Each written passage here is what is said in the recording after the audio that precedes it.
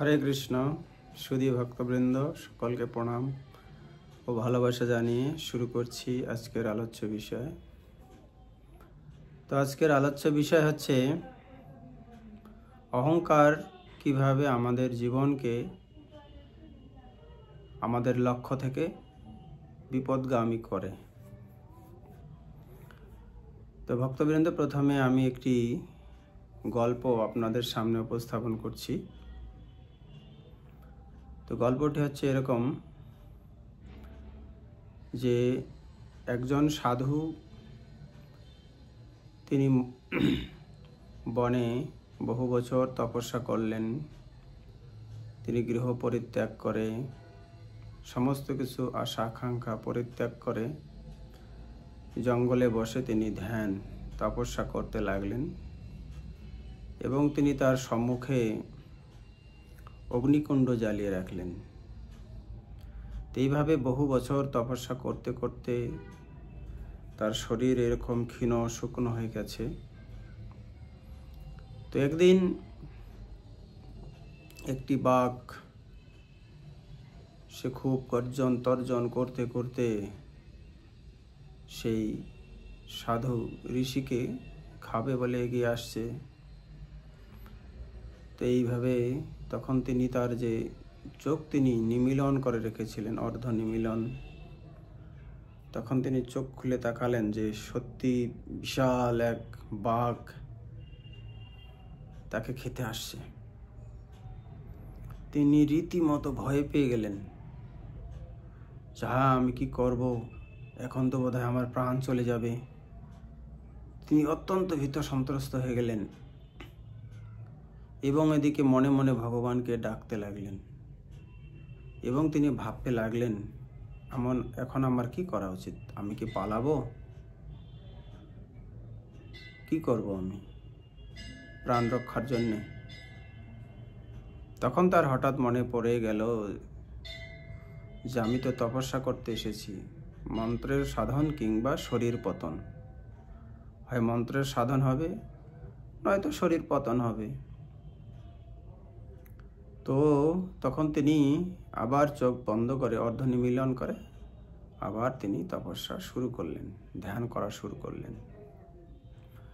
আর এদিকে বাঘ ধীরে ধীরে ধীরে ধীরে তার কাছে এসে তিনি যেখানে অগ্নিকুণ্ড জ্বালিয়ে বসে আছেন সে বাঘটিও এসে সেখানে বসে পড়ল এবং সাধুর মুখের দিকে তাকিয়ে থাকলো। এইভাবে বহু সময় পরে সেই কুণ্ডের অগ্নি ধীরে ধীরে ধীরে ধীরে ক্রমান্বয়ে ক্ষীণ হয়ে আসলো। তখন পাশে রাখা যে কাঠ, সেই বাঘটি সেখানে তুলে দিল, মুখ দিয়ে কামড়িয়ে সেখানে তুলে দিল। এইভাবে চলতে থাকলো। তো এক সময় দুজনেই প্রাণ ত্যাগ করলেন, তাদের আয়ু সমাপ্ত হলো, এভাবে প্রাণ ত্যাগ করলেন। তো প্রাণ ত্যাগ করার পরেই দুজনেরই আত্মা ঊর্ধ্বলোকে গেলেন। সেখানে নিজের নিজের কর্মফল অনুসারে তাদের গতি হবে। তো দুজনকে জিজ্ঞাসা করা হলো। প্রথমে বাঘকে জিজ্ঞাসা করা হলো যে তুমি তো সারা জীবন শুধু অন্যায় করেছ, জীব ধরে মেরেছ, খেয়েছ, তোমার জীবনে কোনো ভালো কর্ম নেই। একটু তোমার ভালো কর্ম, তোমার জীবনে অন্তিমে তুমি এই সাধুর সঙ্গ করেছ আর সাধু সেবা করেছ। তো তুমি এই সাধু সেবা সাধু সঙ্গের ফল প্রাপ্ত হবে। আর তুমি যে জীবনে হিংসা করেছো, জীব হিংসা করেছো, তা তোমার সাথে অনেক পাপ হয়েছে। তো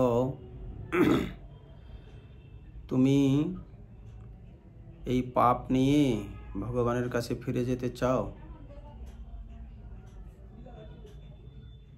তখন সে বলছে যে প্রভু আমাকে ক্ষমা করেন,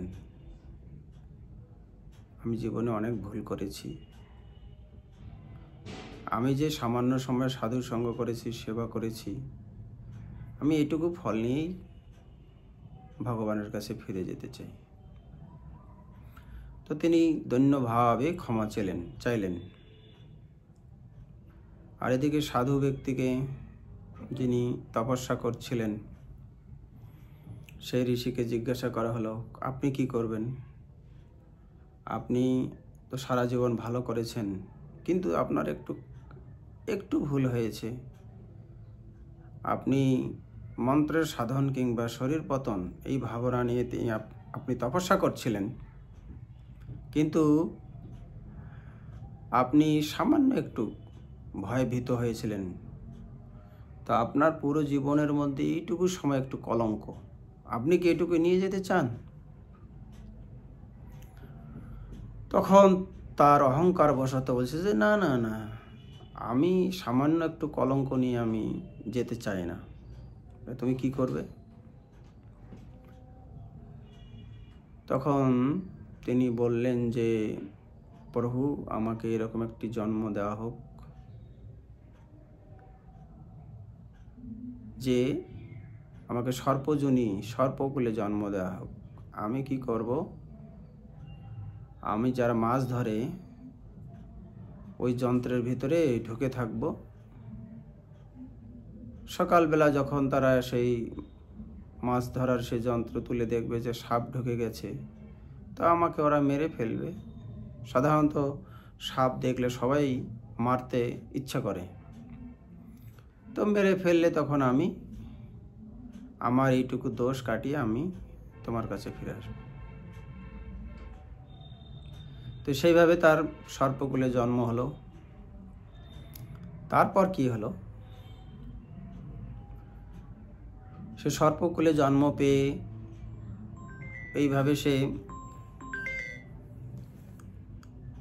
চলতে থাকলো। তো মাছ ধরার যন্ত্রে যখন সে ঢোকে, ও লোকেরা তাকে আর মারে না, ছেড়ে দেয়। তো এইভাবে বর্ষাকাল পেরিয়ে গেল, জল শুকিয়ে গেল। তখন ঠিক করলো ওই ধানের ক্ষেতের মধ্যে মানুষের পায়ের যে ছাপ গভীর হয়ে যায় গর্তের মতো, সেইখানে তিনি আস্তানা গাড়লেন। আর এদিকে ধান পেকে গেলে গৃহস্থ গরুর গাড়ি সহ ধান কাটতে এলো। তখন সেই ধানের আলের মধ্যে গরু বেঁধে রাখলো, ঘাস খেতে লাগলো। একসময় গরু শুয়ে পড়ল। কোথায়? সর্প যেখানে বাসা বেঁধে আছে, সেখানে শুয়ে পড়ল। তখন সর্পের তো সে নিঃশ্বাস দম বন্ধ হয়ে আসছে, সে কি করবে? তখন সে হুল ফুটিয়ে দিল, কামড়িয়ে দিল। তখন এইভাবে সেই গোমাতা প্রাণ ত্যাগ করলো। তো এইভাবে সর্পের গোহত্যা পাপ হয়ে গেল। তার ফলে কি হলো? যে কারণে তিনি সর্পকুলে জন্ম চেয়েছিলেন যে তাকে মেরে ফেলবে, কিন্তু তাকে কেউ মারল না, সে গোহত্যা করলো। তো শাস্ত্রে বলা হয়েছে যে গোহত্যা করে তার শরীরে যত লোম আছে অতকাল তাকে নরকে বাস করতে হবে। তো এইভাবে গোহত্যাকারী তার গমন হচ্ছে নরকে। সে আর ভগবানের কাছে ফিরতে পারল না। তো এইভাবে এই গল্পের মধ্যে যে শিক্ষা, সেই শিক্ষাটা কি আমাদেরকে বুঝতে হবে। এইটুকু গল্পের মধ্যে কি শিক্ষা তুলে ধরা হয়েছে? এখানে দুটো শিক্ষা তুলে ধরা হয়েছে। এক হচ্ছে অহংকার, আর এক হচ্ছে সাধু সঙ্গের ফল। তো সাধু সঙ্গের ফল প্রাপ্ত হলো কে? সেই বাঘ সাধু সঙ্গের ফল প্রাপ্ত হলো। যে সামান্য সময় তিনি সাধু সঙ্গ করে, সাধু সেবা করে, তিনি ভগবত কৃপা লাভ করলেন। শাস্ত্রে বলছে সাধু সঙ্গ সর্বশাস্ত্রে কয়, লবমাত্র সাধু সঙ্গে সর্বসিদ্ধি হয়।